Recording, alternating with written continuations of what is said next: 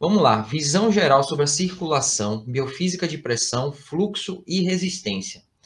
Primeiro de tudo, a gente tem que saber qual a função geral que a gente tem da circulação. A função geral da nossa circulação, primeiro de tudo, é suprir as necessidades dos tecidos corporais, necessidades de fluxo sanguíneo, necessidade de nutrientes. Por isso que a gente tem também o transporte até os nutrientes, a eliminação de produtos do metabolismo, levar hormônios de parte do corpo para outra e manter um ambiente apropriado em todos os líquidos teciduais do organismo. O que é esse mantimento de um ambiente apropriado?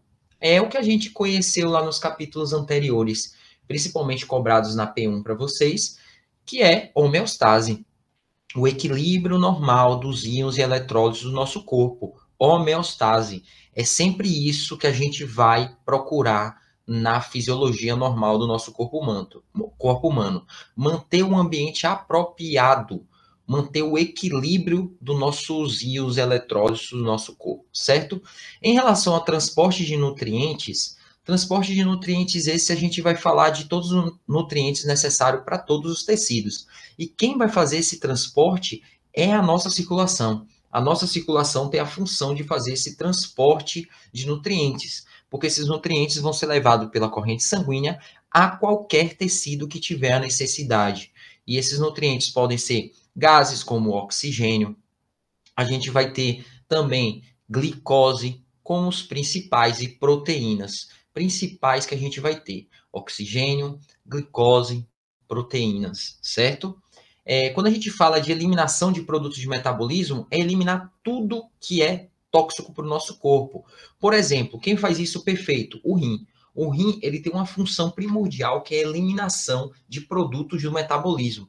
Produtos que, se ficam em excesso em nosso corpo, é tóxico para o nosso corpo. Por exemplo, ureia e creatinina são elementos tóxicos para o nosso corpo, produzido por metabolismo, né? Que tem que ser eliminado por via renal. Outro exemplo que a gente tem é o dióxido de carbono, o gás carbônico, que é eliminado pela nossa respiração. Quando a gente expira, a gente vai ter eliminação de dióxido de carbono.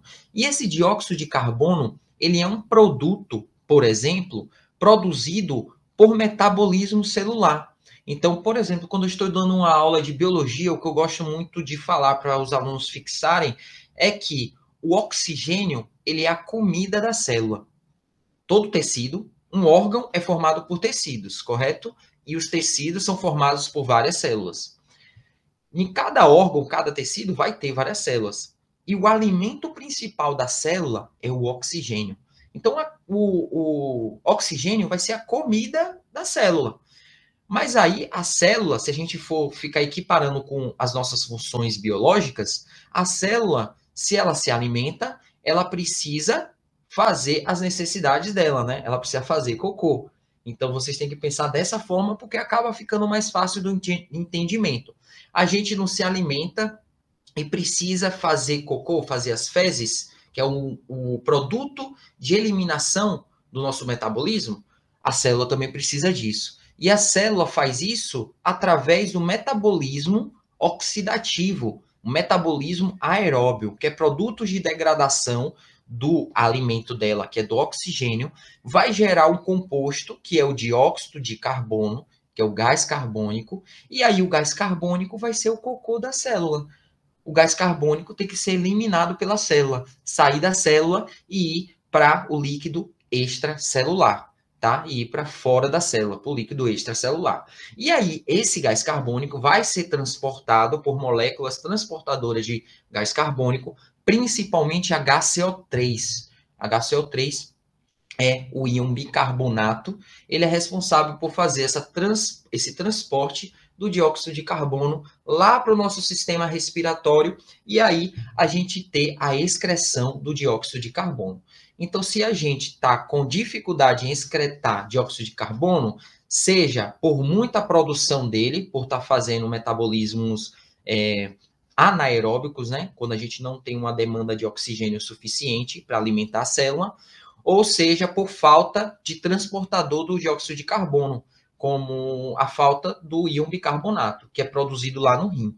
Então, se eu tenho um problema no rim que impede a produção de bicarbonato, esse bicarbonato não vai conseguir transportar o dióxido de carbono para sua excreção. E aí o dióxido de carbono, como não tem perna, ele não consegue andar sozinho, ele vai se acumular no nosso líquido extracelular e aí vai virar tóxico para o nosso corpo. Aí a gente vai ter o que a gente chama de acidose, tá? Que é produto de degradação desse dióxido de carbono no líquido extracelular junto com íons hidrogênios. Aí a gente vai ter uma acidose. Por isso que a gente fala, o paciente está acidótico. Ou seja, ele não está conseguindo excretar gás carbônico, e aí é um mecanismo inicial. Já dando introdução para vocês entenderem patologia lá no terceiro ano da faculdade de vocês, tá? Esses são os pontos principais da função da circulação, quando a gente fala da função da circulação, da biofísica dessa função circulatória que a gente tem. Então, suprir necessidades dos tecidos, transportar nutrientes até eles, eliminação de produtos do metabolismo, levar hormônios a parte do corpo a outra e manter a homeostase, que é o manter o ambiente apropriado, beleza? Quando a gente fala de características físicas da circulação, a gente tem que aprender as partes funcionais da circulação. Então, quando eu estou falando de uma circulação, estou falando principalmente da circulação menor e circulação maior, que a gente sabe que tudo isso começa lá no nosso coração. Circulação menor vai ser a circulação pequena, que é a circulação que está levando o sangue para os nossos pulmões para ser oxigenado, aquele sangue que está pobre em oxigênio. Então, a gente vai precisar oxigenar esse sangue e ele é levado para os pulmões para isso acontecer, para acontecer a hematose. Então, isso é a circulação menor. A circulação maior, chamada também de circulação sistêmica, vai ser aquela circulação que vai sair do nosso ventrículo esquerdo, através da artéria aorta. E aí, a artéria aorta é uma artéria muito calibrosa, muito grande, que transporta bastante fluxo sanguíneo, justamente para suprir toda a demanda tecidual do nosso organismo. Então, todo esse sangue tem que ir para todos os tecidos do organismo. Então, todas as artérias do corpo derivam da aorta. Isso é um conceito básico. Todas as artérias do corpo derivam da aorta. É, em algum momento, rama da aorta que dá aquela artéria, beleza? Então, é a artéria mais importante que a gente tem quando a gente fala de circulação sistêmica, certo? E as artérias, a histologia explicou bem isso para a gente lá no primeiro ano, que a gente tem umas divisões entre artérias e veias. O que seria? A gente vai ter artérias de grande calibre, como, por exemplo, a aorta, né? A aorta é uma artéria de grande calibre, uma artéria principal que a gente tem no corpo. E a aorta é uma artéria que transporta sangue sobre alta pressão, porque ela é bem calibrosa. Ela precisa de muita pressão exercida no sangue sobre ela para que consiga chegar esse sangue em todos os tecidos e assim eu levar nutrientes para todos os tecidos, né? O principal deles, o oxigênio, que é o alimento principal das nossas células. Mas a histologia explicou para a gente que as artérias, conforme elas vão caminhando pela circulação e chegando nos determinados tecidos, órgãos e etc., elas vão diminuindo de tamanho. Ou seja, uma artéria, ela vira uma arteríola. E uma arteríola vira um capilar, tá? Um capilar arterial. E aí esse conceito é importante para a gente, por quê? Porque lá no capítulo 16, a gente vai focar muito em microcirculação. E na microcirculação, vocês vão entender que o único local onde há troca de nutrientes entre um extremo circulatório, né, uma artéria ou uma veia e um tecido em si, vai ser nos capilares. Isso não acontece em artéria nem arteríola, só acontece em capilares. Então, troca de nutrientes, a gente só vai ver acontecer nos capilares, que os capilares, geralmente, eles são um emaranhado desses capilares, um monte de capilares juntos, em determinada região, já localizada dentro do tecido específico, dentro do órgão específico, que aí vai acontecer a troca de nutriente entre o líquido intersticial daquele órgão e esses capilares também. Mas é importante a gente saber conceitos básicos sobre essas divisões, tá? E a gente vai ter, então, vamos lá, desde o início. Uma artéria, ela, de acordo com que ela vai caminhando, ela se ramifica, ela se torna uma arteríola, que é uma artéria de menor calibre. E uma arteríola, ela vai diminuir mais ainda o seu calibre para entrar em determinada estrutura e vai virar um capilar. Capilar esse chamado de capilar arterial. Por que eu tenho que botar o nome capilar arterial? Porque existe um capilar venoso, que é o outro extremo do capilar. Então, aqui nessa imagem que a gente tem 14.1 do Gaito, a gente vê que tem um projeto de o trajeto todo, de toda a circulação maior, em vermelho, que saindo lá do meu ventrículo esquerdo, tudo em vermelhinho, que é o sangue arterial, sangue vermelho. E do outro lado, no nosso lado esquerdo, a gente tem sangue azul, né? O sangue azul é um sangue trazido para o coração direito, um sangue que está sendo levado para o coração direito através de veias, tá? Através de veias.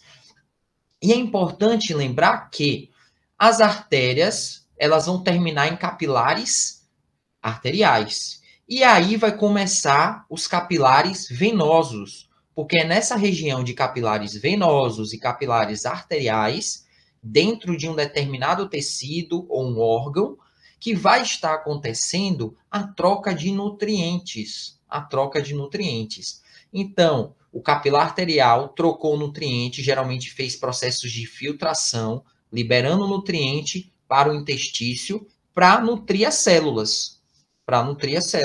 Né? Liberando produtos de alimentação da célula. E aí, depois que esses produtos de alimentação na célula entram na célula, acontece todos os metabolismos que tem que acontecer dentro da célula, a célula vai eliminar esses projetos de metabolismo. E aí, quando ela eliminar esse projeto de metabolismo, os meus capilares venosos agora vão reabsorver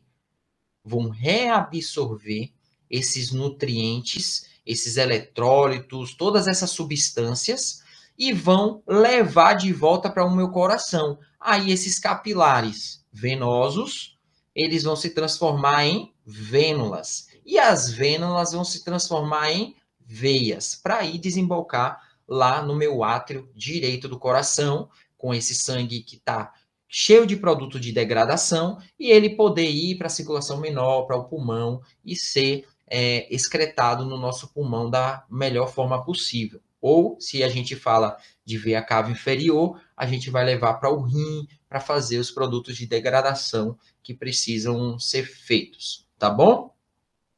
Isso são conceitos importantes.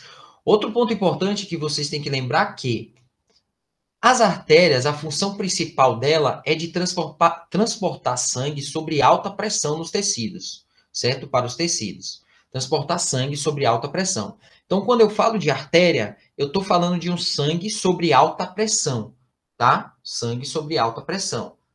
A anatomia já falou um pouco disso para vocês. Creio que a maioria deve lembrar. Quando eu falo de veias, eu estou falando de sangue com menos pressão.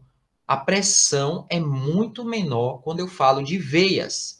E o ponto importante das veias é lembrar que elas atuam como reservatório sanguíneo extra. As veias são um reservatório de sangue extra que a gente tem no nosso corpo. Ela tem a capacidade de reservar, de guardar sangue quando a gente fala das nossas funcionalidades da circulação, tá? Quando a gente fala de volumes de sangue nas diferentes partes da circulação, a gente tem que 84% do volume sanguíneo corporal total vai estar contido na nossa circulação sistêmica. Então, 84% do nosso volume sanguíneo corporal está contido na circulação sistêmica. Desses 84% que está contido na circulação sistêmica, toda aquela circulação que a gente viu que sai lá do meu ventrículo esquerdo, 64% estão nas veias, justamente por essa capacidade que as nossas veias têm de armazenamento de sangue. Então, 64% dos 84% de sangue presente na circulação sistêmica vão estar nas veias.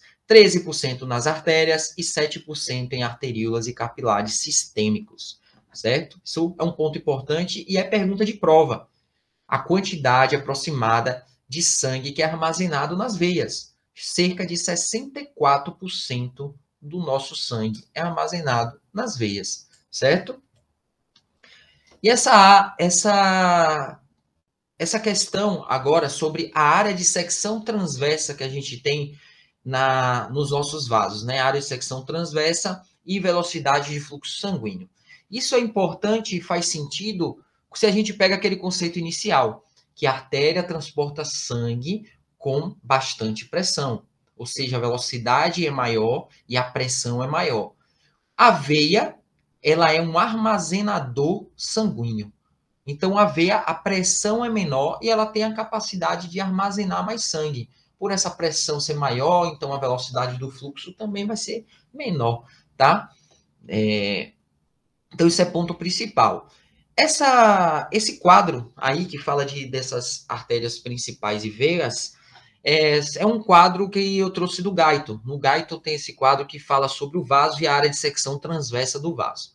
Aí nesse quadro fala que a aorta ela tem uma área de secção transversa de 2,5 centímetros quadrados. 2,5 centímetros quadrados. Olhem aí comparado com os capilares. Os capilares têm uma área de secção transversa muito maior que a aorta. Tem uma área de secção transversa de 2.500 centímetros quadrados. Ah, mas como pode isso? A aorta não é um vaso imenso? O capilar é pequenininho? É porque aqui, nesse estudo de área de secção transversa, é um estudo em que a gente vai colocar, os fisiologistas fizeram o seguinte, eles colocaram cada vaso, fizeram um corte transversal nos vasos. Deixa eu ver se eu tenho algo aqui para fazer um demonstrativo. Não, não tem. Fez um corte transversal em cada vaso. Colocou um ao lado do outro e analisaram a área de secção transversa, certo? A aorta é uma artéria única. Então, ela tem uma área de secção transversa aqui. Ela é uma artéria única. Só que quando a gente vai falar de pequenas artérias, de arteríolas e capilares, principalmente, a gente está falando de muitos capilares, por exemplo. Para vocês terem uma noção, a quantidade de capilares que a gente tem no nosso corpo é cerca de mais de 1 bilhão de capilares que a gente tem no nosso corpo. Então, se a gente pega cada capilar desse, faz um corte transversal e coloca um ao lado do outro, a área de secção transversa, colocando um capilar ao lado do outro, vai ser muito maior do que da aorta, porque a aorta é um vaso único. Então, por isso, esse estudo foi feito em cima da quantidade de vaso. Então, a gente tem pequenas artérias, a gente tem mais de uma. Por isso que a secção transversa das pequenas artérias é maior que a da aorta. As arteríolas, a gente tem também uma quantidade razoável. Capilares é o que a gente tem mais no nosso corpo. Então, por isso que a área de secção transversa de um capilar, quando faz um corte e coloca cada um ao lado do outro, a gente vai ter uma área de secção transversa nos capilares muito maior comparado com a área de secção transversa da aorta.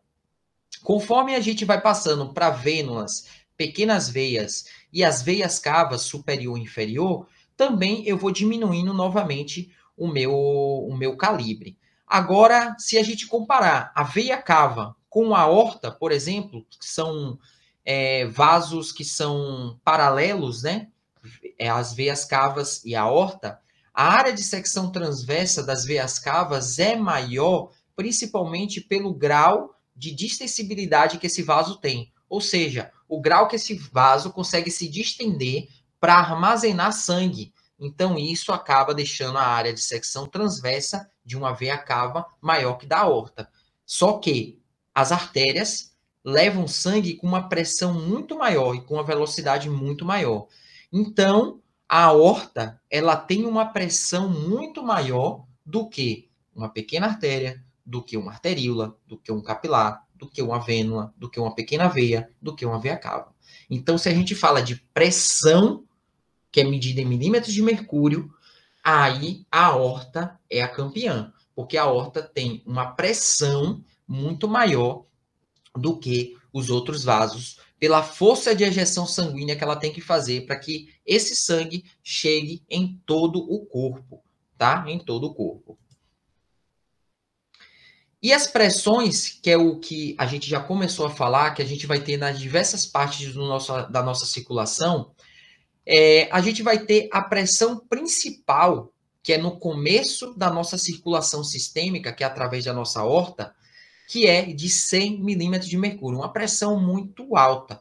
Uma pressão muito alta que faz com que o meu ventrículo esquerdo ejete o sangue sobre muita pressão e muita velocidade de fluxo para a aorta, para ser conduzida para todo o nosso corpo. E aí essa pressão, ela vai diminuindo conforme vai se ramificando esses vasos. As pequenas artérias já vão ter, que são ramificações da aorta, as pequenas artérias já vão ter uma pressão menor, aí as arteríolas vão ter uma pressão menor, capilar vai ter uma pressão menor ainda, veias, vênulas, pequenas veias e as veias propriamente dito vão ter a pressão quase nula quando chega lá na veia cava superior. E isso é fácil de entender, já já a gente vai falar disso, tá? O nosso bombeamento cardíaco, a nossa pressão arterial, ela varia em torno de uma sistólica, que é 120 milímetros de mercúrio, e uma diastólica, que é em torno de 80 milímetros de mercúrio, tá? Uma sistólica, que é 120, e uma diastólica, que é 80. Sistólica é uma pressão de contração, diastólica é uma pressão de relaxamento. Tá? Então, a gente vai variar entre 120 e 80 como uma pressão normal arterial, certo? Como eu falei para vocês, à medida que esse sangue vai fluindo sobre a nossa circulação, a gente tem lá a aorta com a pressão muito alta, 100 milímetros de mercúrio. À medida que esse sangue vai passando pela nossa circulação, vai caindo essa pressão. 90, 80, 70, até chegar no nosso último passo da circulação maior, que é as veias cavas, veia cava superior e veia cava inferior. E aí, quando chega na veia cava superior e inferior para desembocar no nosso átrio direito, a gente vai ter uma pressão de cerca de 0 milímetros de mercúrio. 0 milímetros de mercúrio. Então, a gente tem um extremo que inicia a nossa circulação, que é a aorta, com uma pressão de 100 milímetros de mercúrio, e o outro extremo, que volta com sangue lá para o coração do lado direito, que vai ter uma pressão de 0 milímetros de mercúrio. Dois extremos, duas pressões diferentes. A aorta, uma pressão muito alta, 100 milímetros de mercúrio. Veia cava superior e inferior, chegando no átrio direito, um sangue nulo, de 0 milímetros de mercúrio. Tá? E isso é fácil entender com um exemplo simples. Por exemplo, todo mundo aqui já deve ter usado uma mangueira de lavar carro, uma torneira para lavar carro, para regar as plantas e etc, né? Como que funciona a nossa circulação? Basicamente, nossa circulação funciona como se fosse uma mangueira, tá? A gente tem a região da torneira, onde a gente fecha e abre para sair água, certo? A nossa torneira vai ser a nossa aorta, tá? E a nossa extremidade, onde vai sair a água para molhar as plantas, ou lavar o carro, lavar a casa, vai ser a nossa veia cava superior e inferior, certo? Por que que eu tenho que ter uma pressão iniciando muito alta e a outra pressão de zero, nula? A pressão final de zero, nula. Por quê? Imaginem uma mangueira. Se eu ligo a torneira, eu liguei a torneira, começou a sair água com bastante força, com bastante pressão para correr toda a mangueira e sair na extremidade que vai molhar as plantas. Se eu colocar o meu dedo nessa extremidade que sai a água, que molha as plantas, e tampar essa extremidade, tampei essa extremidade. O que é que acontece? Começa a acumular uma pressão muito grande, que essa pressão está impedindo que a água saia do meu vaso, da minha mangueira. O meu vaso é a minha mangueira, certo? E aí não vai ter circulação, porque vai ser um lado com muita pressão, que está com o dedo, indo de encontro ao lado, que é a torneira, com muita pressão. Então, essas pressões vão estar se chocando, vai estar acontecendo uma resistência muito grande, uma pressão indo contra a outra, porque aqui está 100 milímetros de mercúrio e aqui é 100 milímetros de mercúrio. Então, vai ser uma contra a outra, e isso não pode acontecer. Se isso acontecesse na nossa circulação, a gente não ia ter como chegar sangue no nosso átrio direito e, consequentemente, nosso átrio direito mandar para os pulmões, para a circulação menor. Seria impossível disso acontecer, porque a gente ia ter pressões iguais, empurrando de um lado, empurrando do outro. Ou seja, veia cava superior e inferior estaria empurrando para baixo e a aorta está empurrando de lá do lado esquerdo do coração. E aí ia ficar chocando essas pressões e a gente não ia ter circulação. A gente não ia ter circulação. É por isso que a gente precisa de um extremo com muita pressão, que é a aorta, 100 milímetros de mercúrio, e um extremo com a pressão nula, que é a pressão de 0 milímetros de mercúrio, que é o extremo onde vai chegar esse sangue para ser bombeado pelo coração, tá? Isso é um jeito bem simples de se entender essa pressão inicial e final que a gente tem na nossa circulação. Alguma dúvida? Tudo tranquilo? Até aí? Certeza que eu não estou vendo o chat, vocês, qualquer coisa, fale aí. Tá, ótimo. Vamos lá. Interrelações de pressão, fluxo e resistência. O que é importante a gente saber aqui? Fluxo sanguíneo por um vaso é determinado por dois fatores principais, que vai ser a diferença do gradiente de pressão e vai ser a resistência vascular. São os dois principais fatores que determinam o fluxo sanguíneo por um vaso. Diferença de gradiente e resistência vascular. E isso a gente vai calcular, o Guyton fala um pouco sobre isso, isso a gente vai calcular através de uma lei, né? Eu creio que o professor de vocês deve ter falado. O professor de vocês que deu esse capítulo foi o Gabriel ou foi o Lisandro? Só para eu ter uma noção.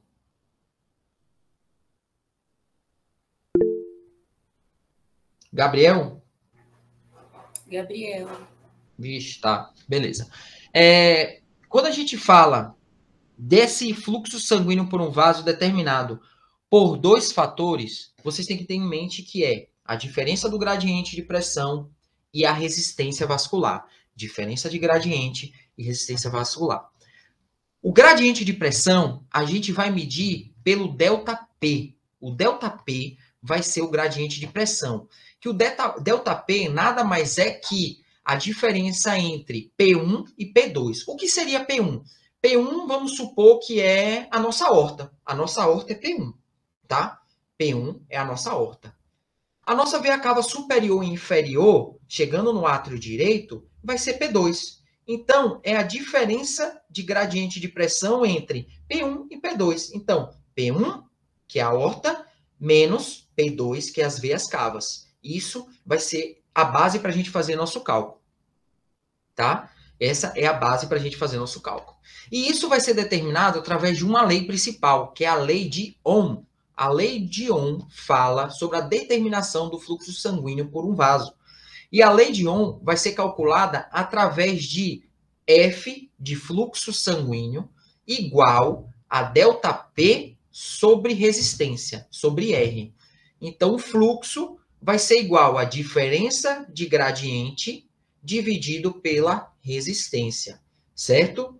E é muito fácil da gente fazer esse cálculo. Por exemplo, gradiente de pressão. A diferença desse gradiente de pressão. P1 eu falei que era a aorta. E P2 eu falei que era a minha veia cava superior e inferior. Então, P1 vai ser 100, né? 100 milímetros de mercúrio, porque é a pressão da aorta. E P2 vai ser quanto? 0. 0 milímetros de mercúrio. Então, 100 menos 0. Dá quanto? 100. Então, nosso gradiente de pressão vai ser 100. Nosso fluxo também é fácil da gente calcular. A resistência depende muito do vaso. A resistência depende muito mais do vaso do que de um cálculo em si. Então, o que dá para a gente calcular de forma fácil e simples? O fluxo. O fluxo a gente consegue calcular fácil. Por quê? Quando a gente fala de fluxo, a gente sabe que o fluxo sanguíneo vai ser a quantidade de sangue que passa por determinado ponto da circulação durante certo intervalo de tempo. E a gente tem que o fluxo total da circulação em um adulto em repouso é cerca de 5 litros por minuto. 5 litros por minuto. Então, se a gente transformar isso para segundo, esses 5 litros por minuto, a gente vai ter 100 ml por segundo. Então, a gente vai ter 100 ml por segundo, certo? Se a gente transforma isso para segundo. Então, a gente consegue calcular facilmente essa equação que a gente tem nesse slide. Por quê? A gente vai ter que R, para a gente achar a nossa resistência, né? R, que é a nossa resistência, vai ser igual a ΔP, que a gente já achou, que é a diferença de P1 menos P2, que é o gradiente de pressão, que esse ΔP é 100, porque P1 é 100, P2 é 0. Então, ΔP é 100. Dividido 100 dividido por 100, não é? 100 dividido por 100. Porque eu vi que 100 ml por segundo é a quantidade de sangue que passa, de fluxo que passa no meu vaso, certo? Então, eu vou ter resistência, que é R, igual a 100 dividido por 100. Quanto é 100 dividido por 100? 1. E aí eu vou ter que a minha resistência é 1. Mas essa resistência nossa aqui, eu não vou chamar ela mais de resistência em si. Eu vou chamar ela de unidade de resistência periférica.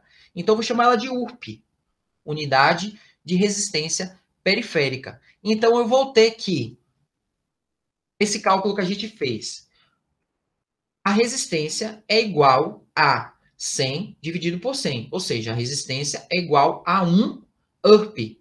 1 URP, que é unidade de resistência periférica.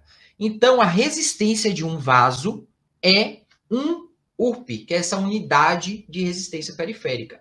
Então, se eu aumento 2, se eu faço um aumento de um pouco mais desse URP, dessa unidade de resistência periférica, eu aumento de 1 para 2.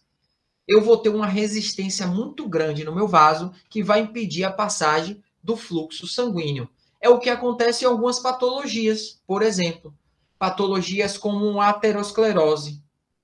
Patologias como a aterosclerose, a gente vai encontrar dessa forma. A gente vai encontrar em patologias, por exemplo, aguda do coração, em que há um trombo em um vaso. A gente vai encontrar uma resistência muito grande à passagem do sangue. Então, a gente aumentou essa unidade de resistência periférica. Não é mais um naquela situação. Na aterosclerose, em um trombo coronariano, por exemplo, a gente não vai ter mais uma resistência que dê para a passagem sanguínea, porque o fluxo sanguíneo vai estar limitado. Ele vai estar sofrendo uma resistência muito grande. E aí a gente fala de patologia. Então, esse é um cálculo para a gente saber sobre esses valores, tanto o ΔP, que é o gradiente de pressão, como o fluxo, que é a quantidade de sangue que passa por um determinado vaso num intervalo de tempo, e o R, que é a nossa resistência do nosso vaso.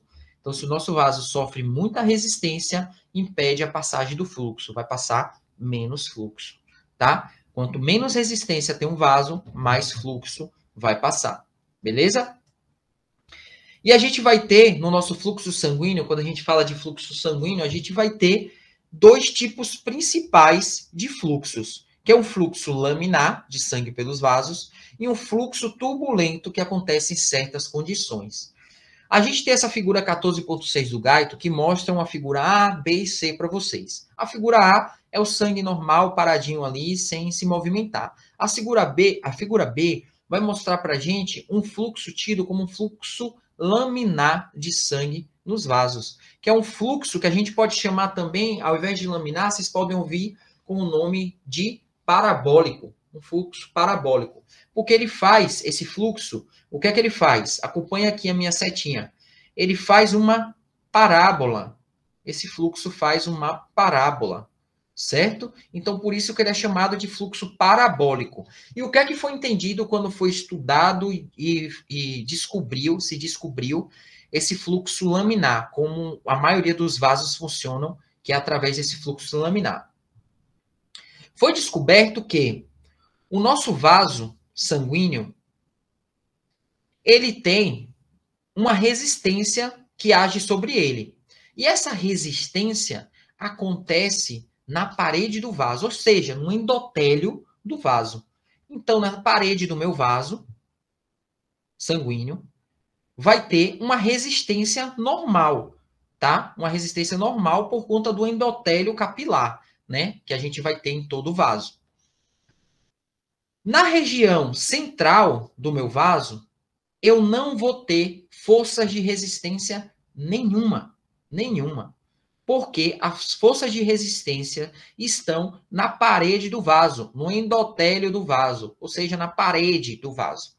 Então, foi descoberto que o fluxo laminar de sangue pelos vasos, ele tem esse trajeto parabólico porque a região central atinge sempre uma velocidade muito maior no fluxo sanguíneo por conta de não ter resistência nenhuma agindo sobre ele.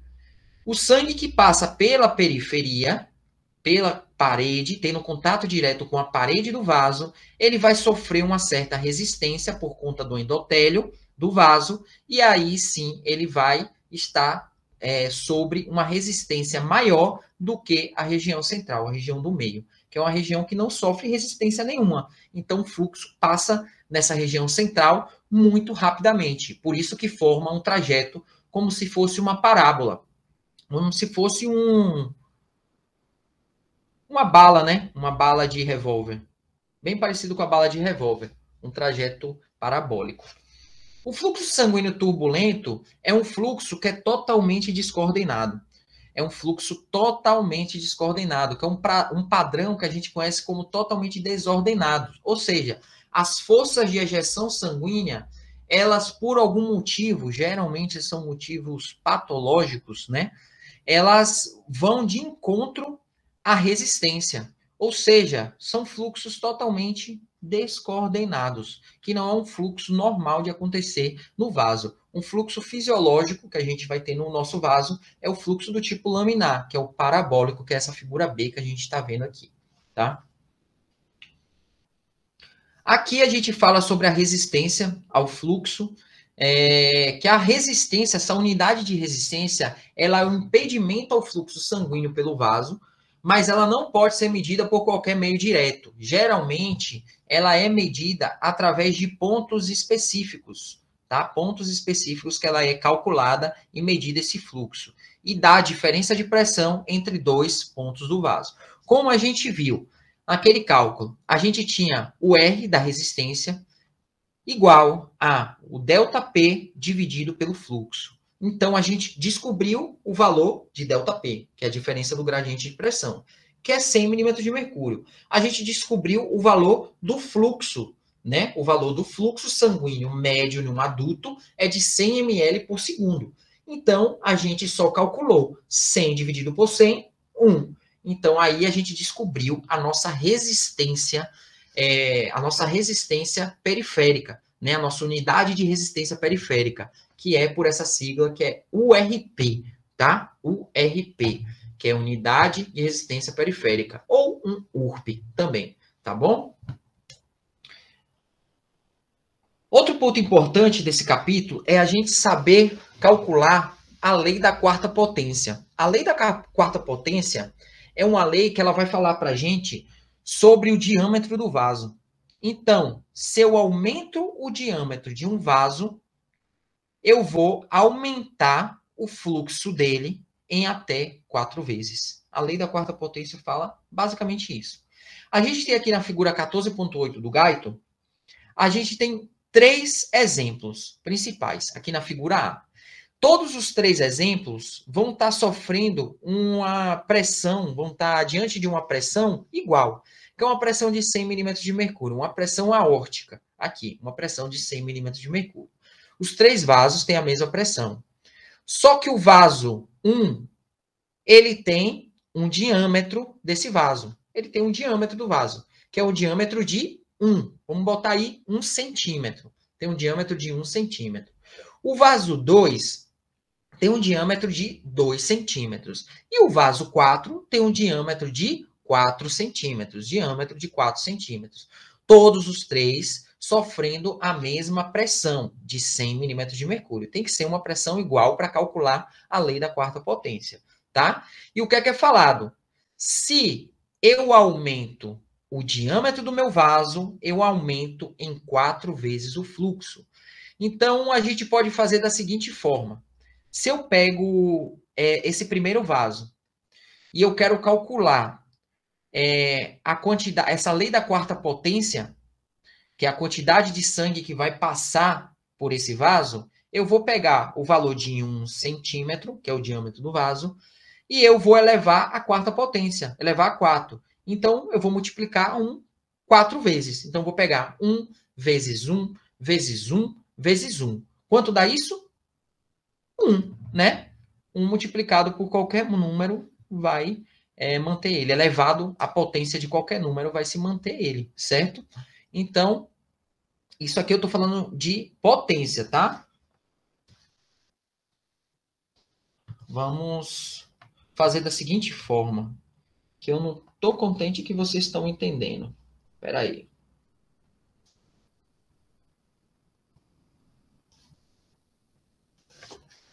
Vamos fazer de um jeitinho diferente aqui. Todos estão me ouvindo aí? Então? Sim? Não? Todos aí presentes? Beleza.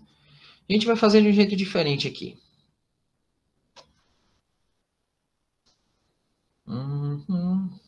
Tá.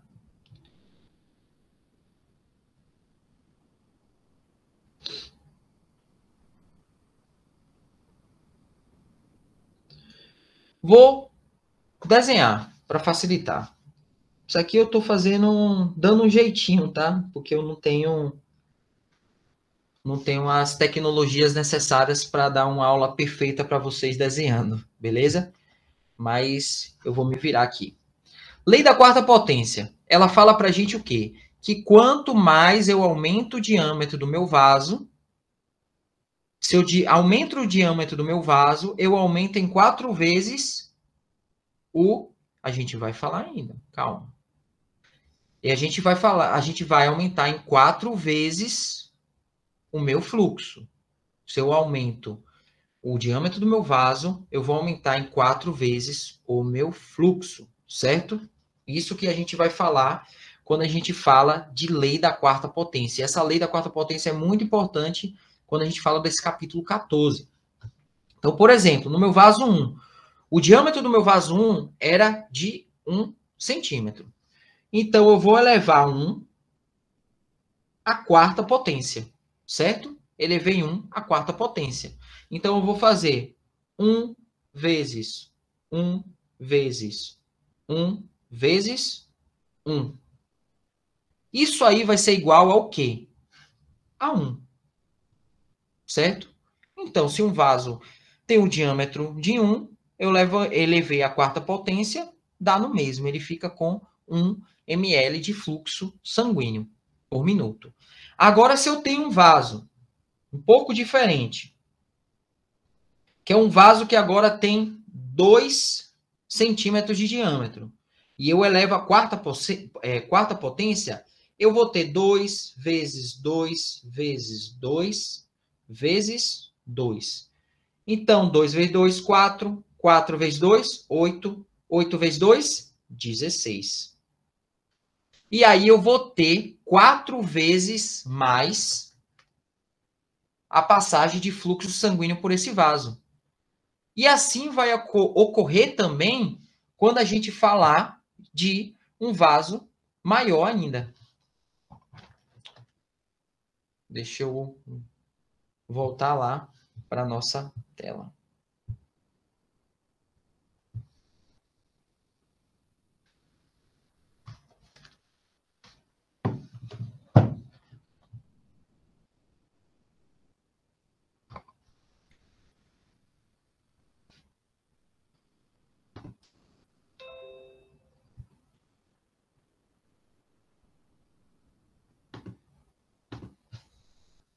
Então, o exemplo que a gente fez no desenho ali foi usando um vaso com 1 centímetro e um vaso com 2 centímetros. Com 2 centímetros, a gente multiplicou, a gente elevou o 2 à quarta potência, ou seja, multiplicou 2 vezes 2 vezes 2 vezes 2, e a gente achou um fluxo de 16 ml por minuto. Ou seja, a gente aumentou 4 vezes a velocidade de fluxo. A velocidade desse fluxo foi aumentada 4 vezes, que é isso que a lei da quarta potência fala para a gente. A lei da quarta potência, ela possibilita que as arteríolas, respondendo a sinais nervosos ou sinais químicos teciduais locais, com apenas pequenas alterações em seu diâmetro, ou, no outro extremo, aumentem enormemente o nosso fluxo. Então, pequenas alterações no diâmetro de um vaso sobre a mesma pressão, óbvio, vai aumentar muito o fluxo. Cerca de 4 vezes vai aumentar o fluxo. É isso que fala para a gente da lei da quarta potência. Teve alguém aí que falou para explicar a condutância. A condutância de um vaso, ela é recíproca à resistência. Então, se eu tenho um vaso que ele tem uma resistência alta, ele vai ter uma condutância alta. Se eu tenho um vaso que tem uma resistência baixa, ele vai ter uma condutância baixa. A condutância é só isso. É evidente que a condutância é recíproca exata da resistência, de acordo com essa equação aí. Essa equação não devia nem ser mostrada, né? De tão besta que é. É a recíproca verdadeira. A condutância é a recíproca da resistência, certo? A condutância ela vai ser medida no nosso fluxo sanguíneo por um vaso sobre dada diferença de pressão. Dada a nossa diferença de pressão, a gente vai medir a condutância de um vaso. Então, se eu tenho um vaso que a resistência dele é alta, ou seja, se a resistência dele é alta, impede a passagem do fluxo. O fluxo passa com mais dificuldade, porque eu tenho uma resistência sobre o fluxo. Então, ele vai ter uma condutância alta. Agora, se eu tenho um vaso que a resistência dele é baixa, ou seja, o fluxo passa tranquilo sobre ele, a condutância dele é baixa. É a recíproca verdadeira, tá?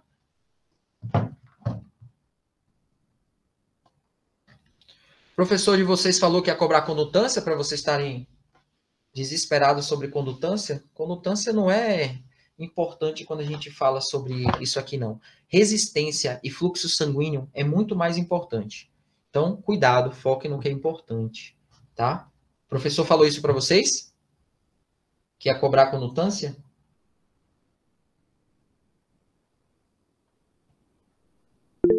Não?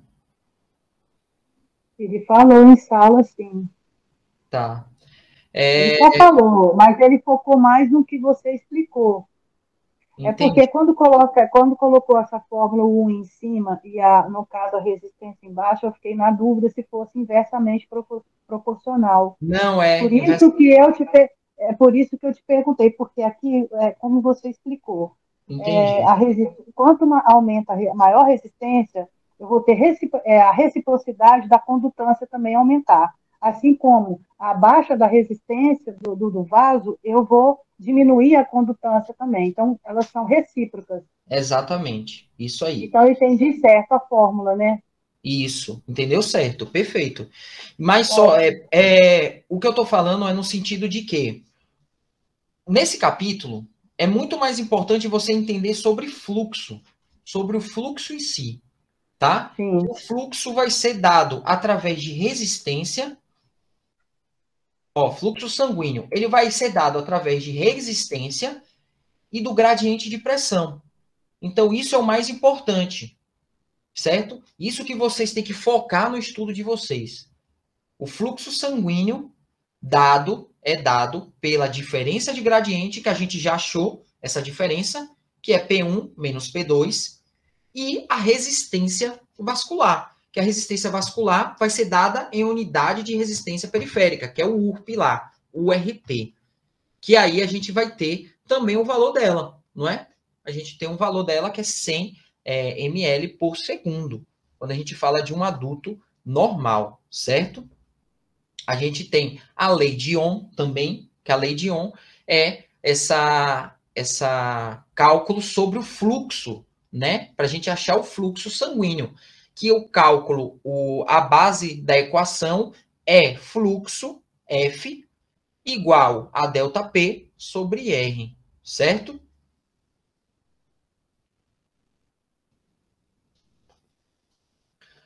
Então, tranquilo aqui na lei da quarta potência. Isso aqui interfere muito se eu estou diante de um vaso sofrendo muita resistência.